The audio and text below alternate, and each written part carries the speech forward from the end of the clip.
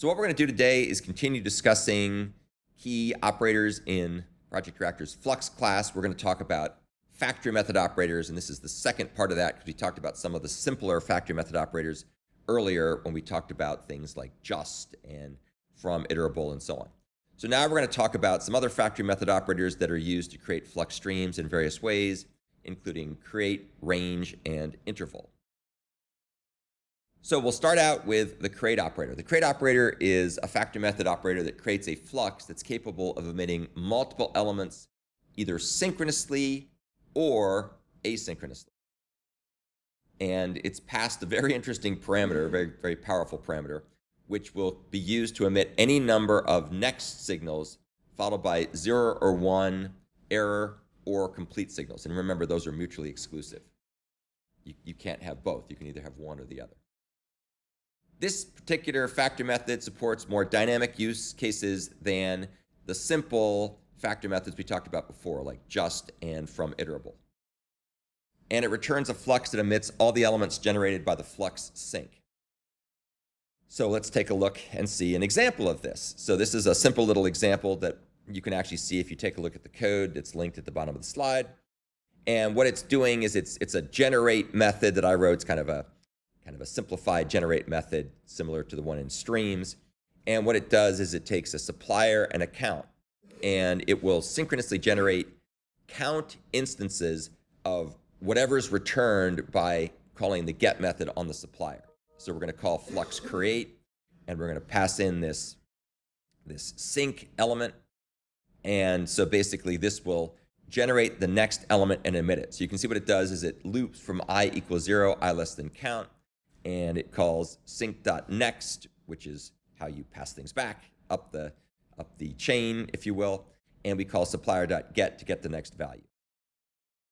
And when everything's finished, after we've gone ahead and emitted count items, we've generated count items from the supplier, then we say sync complete, which is an indication that we're done normally. We haven't had an error. Of course, if you had an error, you could indicate that by using the error method instead. Using create allows you to get tremendous flexibility about emitting the elements in either one or more threads. You can have multiple threads, you can have a background thread. This particular example that you saw here was running in the calling thread, so there was no asynchrony, but you could just as well run things in a background thread too if you chose to. There's also a create factory method on RX Java's Flowable that works in a similar way. However, for odd reasons, again, that are somewhat mysterious, the data types that are passed to the two different methods of create are somewhat different, but they have a similar look and feel in terms of how they behave. Both of these methods are also somewhat similar to the Java Streams generate method. As you can see here, the generate operator will generate a stream of random, large, and unreduced big fractions in this particular use case. And as we've talked about before, you would typically bound the amount of elements that are generated by stream generator by using the limit method. So that's create. Now let's talk about interval. Interval is also another very interesting operator. And what it does is it creates a flux that emits long values starting with 0. And the parameter that's passed into here indicates when to increment a value at the specified time interval. It returns a new flux that emits an increasing numbers of integers, or longs rather, at regular intervals, whatever the period is defined to be. And it emits values on the schedulers.parallel schedulers. So remember, there's these schedulers that come out of the box with Project Reactor, and one of them is the parallel scheduler. And so by default, if you just use the interval operator, it will emit on the parallel scheduler. These the interval method can be overridden with various overloaded methods to provide designated scheduling. In normal conditions, the flux will never complete. So you can see here we're going to generate a stream of long values every half second in a background thread. So in this particular case, we're going to use interval, and we're going to say duration of mils, which says of milliseconds, 500. So every 500 milliseconds, every half second, we're going to generate the next value from the interval. As with the generate method we just talked about from streams, you typically bound the number of things that are generated using interval by some kind of suppressing operator. In this case, we use take. So we're only going to take S max iteration number of these values that are emitted from interval. And you can see the upcoming discussion of the take method when we talk about suppressing operators here shortly.